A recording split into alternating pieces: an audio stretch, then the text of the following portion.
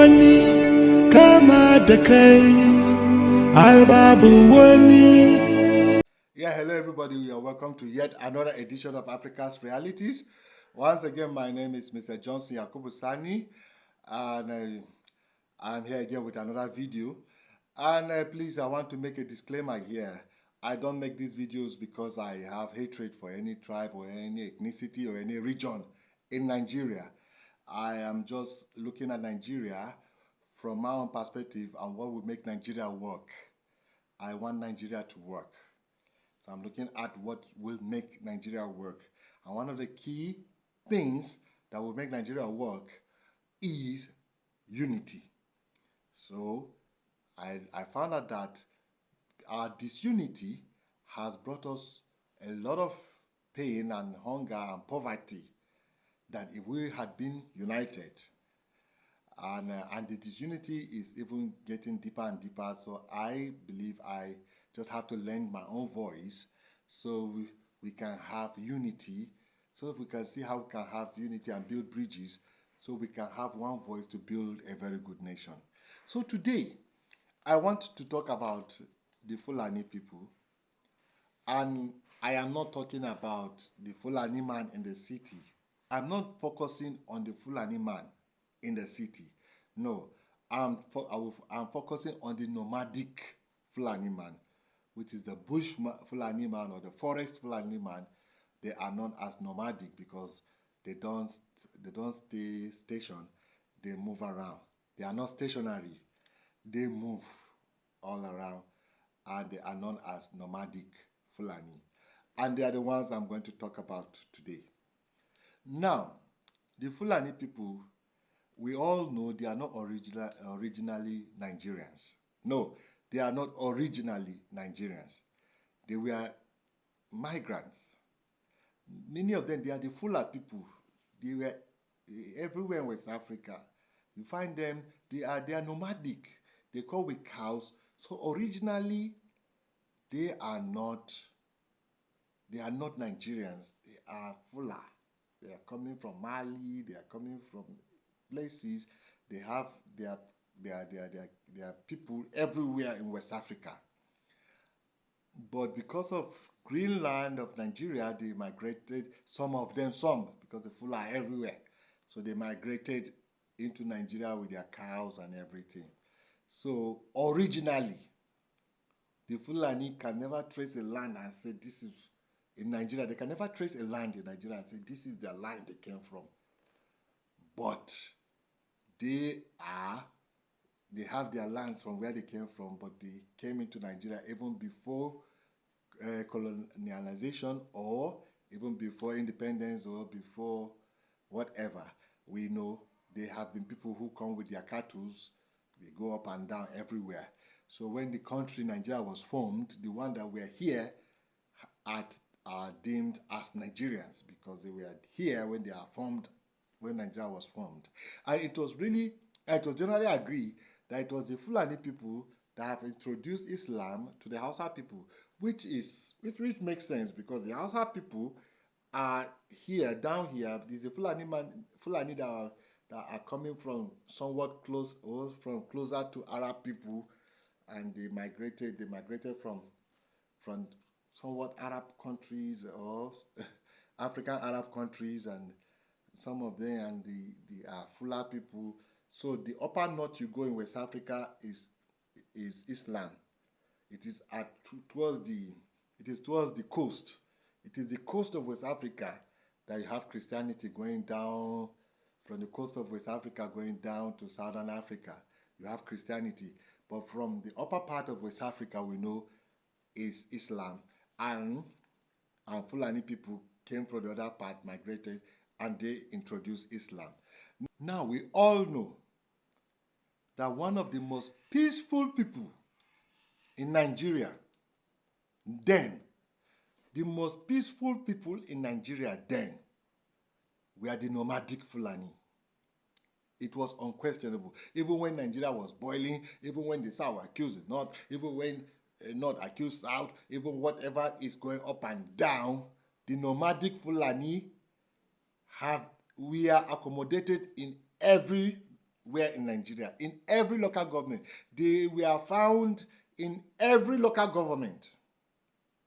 I don't want to say every village because I can't say in every village, but they are found in the bushes of more than 80 to 90% of the villages. In the bushes of the villages, they are found. But they are not stationary, so they are always moving.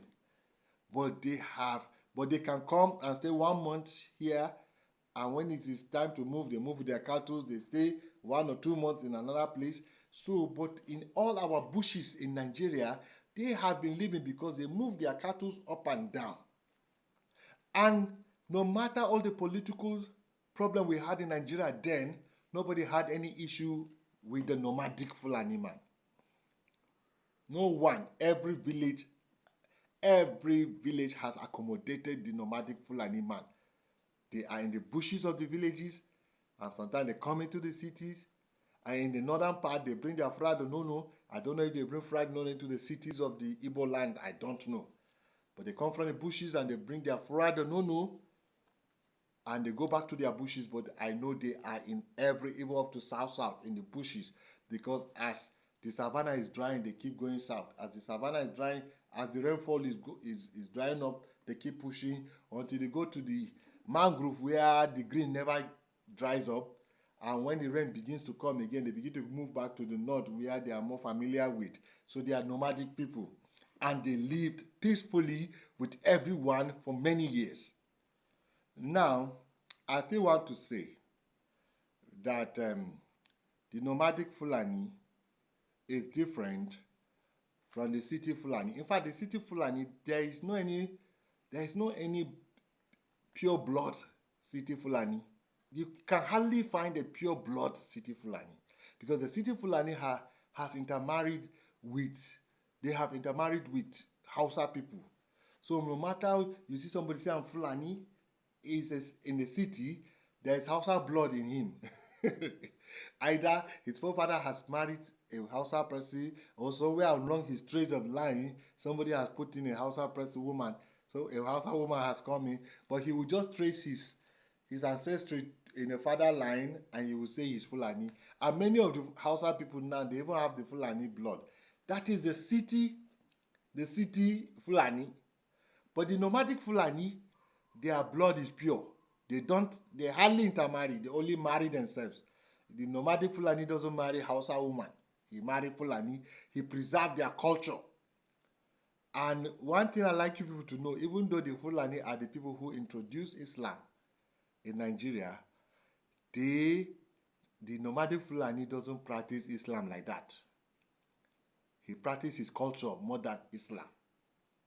He has his culture. And I'm beginning to see there are many of them that are atheists now. They don't even want to belong to any religion. You tell them, are they Muslim? They say no. Are they Christian? They say no. Few of them say we are becoming Christians.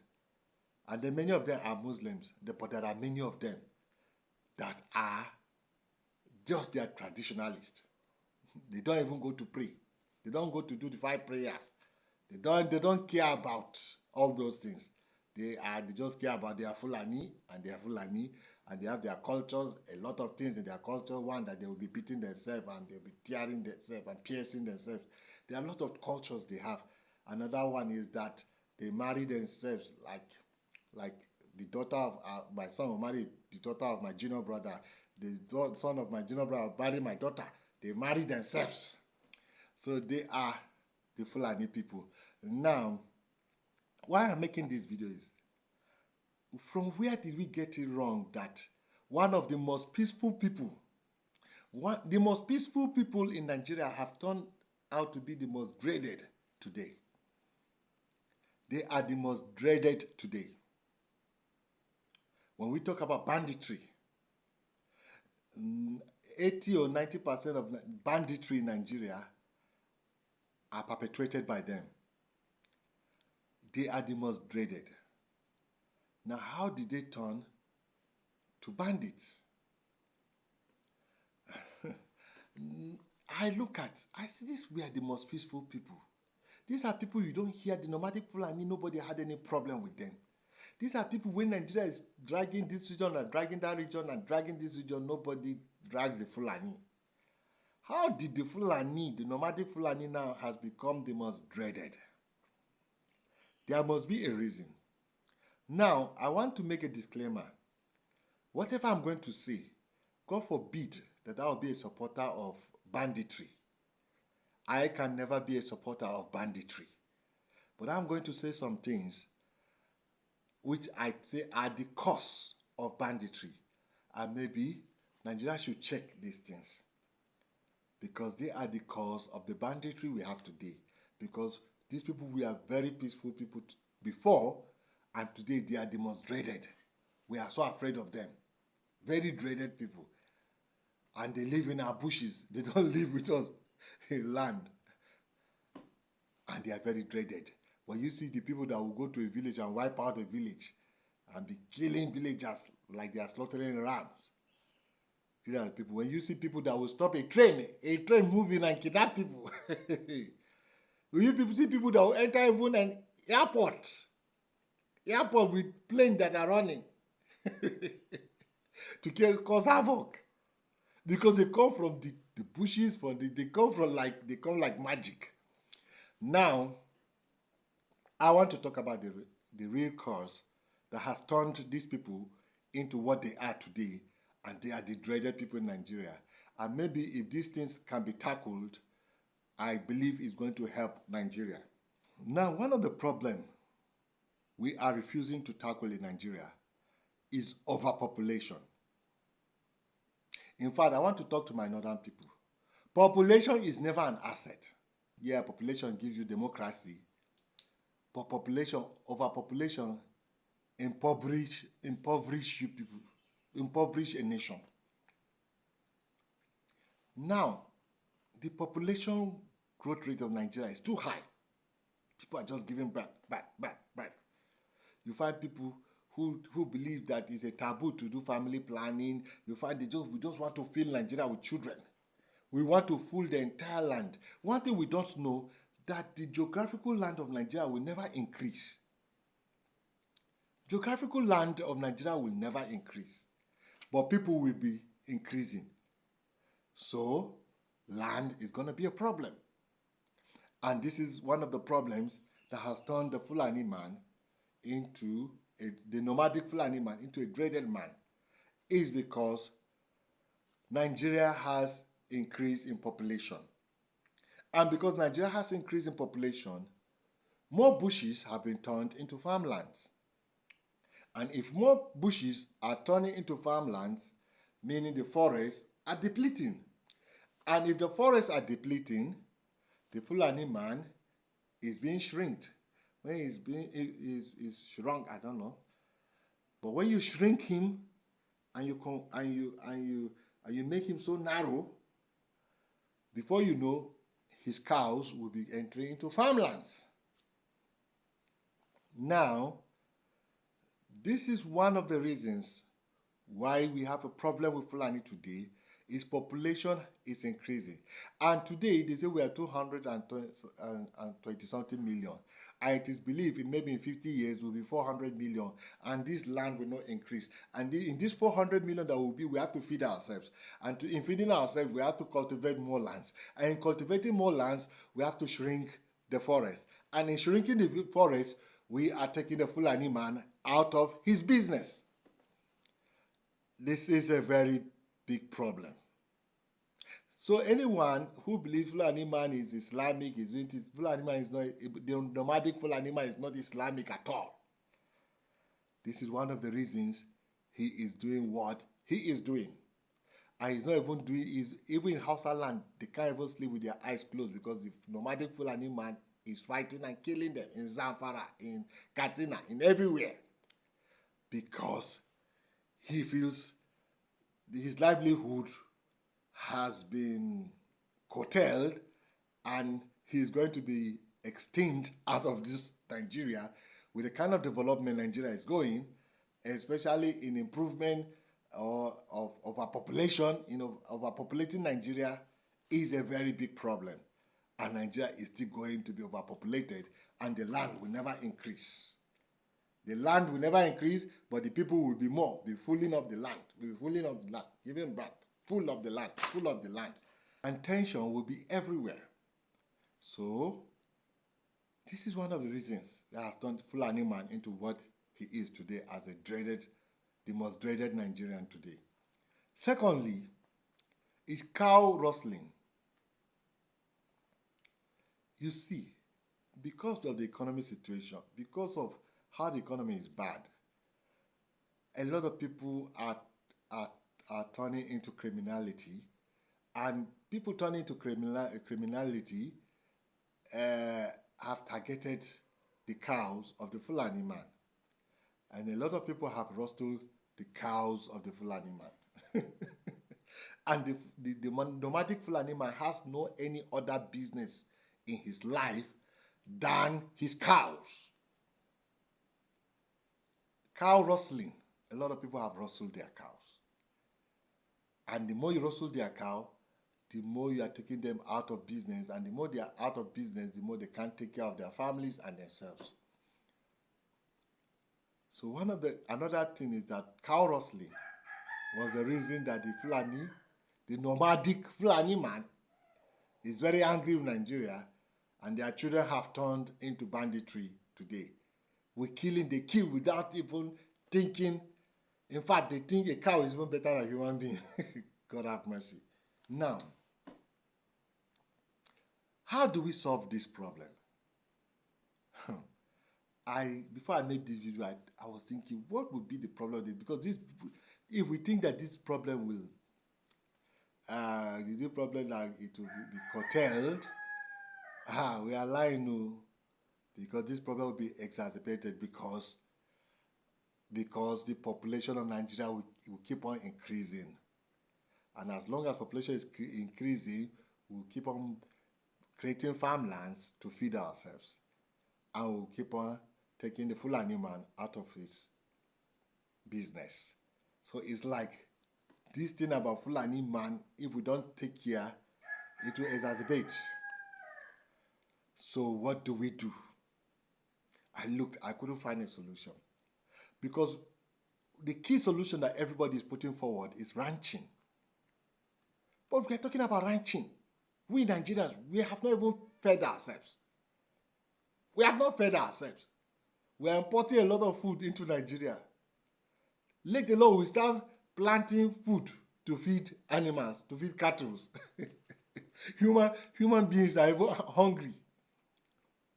Now, if you are going to plant, like in America now, they are the highest producers of corn, maize, whatever you call it, masara, abado, whatever you call it, corn. No, the American farmers in the entire world are the highest producers of corn. But cornmeal is not one of their meals. I think cornmeal is just like in Hausa land. The cornmeal is the number one dish of the Hausa man, and they make tuwo out of cornmeal. Tuwo masara. They make tuwo masara out of cornmeal. But American, he farms corn more than any country in this world. But what does he use corn for? He uses it to feed cow. He uses it to feed ram, goats, pigs. He turned it into pig food, into cow food, into cat food, whatever food, to feed animals. So, as America is the highest producer of corn, they don't consume it. They don't export it. What do? They feed animals. So a country like America can do ranching. In fact, a country like America can never do nomadic cattle farming. No, it's ranching. The cattle are in a ranch, and you bring their food, and you bring the food from cornmeal, and you feed them. And farmers are producing corn everywhere. But we in Nigeria, even the corn for human beings to see the corn to eat now is a problem. The one measure of corn now is 1,000 naira. One mudu of corn. For a human being to see corn now is even a problem. Let alone we are farming corn to feed cow. So ranching, people are saying ranching. I don't think ranching can be done in Nigeria, because in ranching, farmers have to take care of the cattle. But in nomadic, they go about everywhere eating grass everywhere. But you cannot have grass in a ranch that will feed all cows every day. In fact, one day they'll eat all the grass in the ranch. So what will they eat tomorrow? So please, if you think there is a problem and there's a solution of what we do with this nomadic Fulani that have turned into bandits. But one thing I want to tell you, nomadic Fulani has nothing to do with religion. In fact, it's even not even religiously inclined again. It's even the outside man that has taken religion like Fulani man doesn't even take religion anything. Fulani man now, he takes his cattle like his religion. And when his cattle are endangered, he turned into the wild thing that he has become today. So, what do you think is the solution? If we can't do ranching in Nigeria, what can we do? Because our population, if we don't check birth rate, if we don't check overpopulation, if we don't do family planning, our population will soon triple. What do we do? Even us, a tussle for land save. It's going to be a problem if we don't check overpopulation. I am telling Nigerians, the way we are giving birth, the way because of power, and it is power that is making us giving birth. We want to seize power. We want to be the people with power because democracy, the highest number have power, and we are giving birth everywhere. Everywhere we are filling up the entire nation with people, and the land, this jurisdiction, this territory called Nigeria will never expand. It will remain constant, and people are feeling it. People are multiplying. Let's check. Well, thank you for listening to my video. Till I come your way next time, my name is Mr. Johnson Wise. Please subscribe and ring the notification bell. I promise you the next topic I'm going to bring is going to be very enlightening and entertaining. Thank you very much.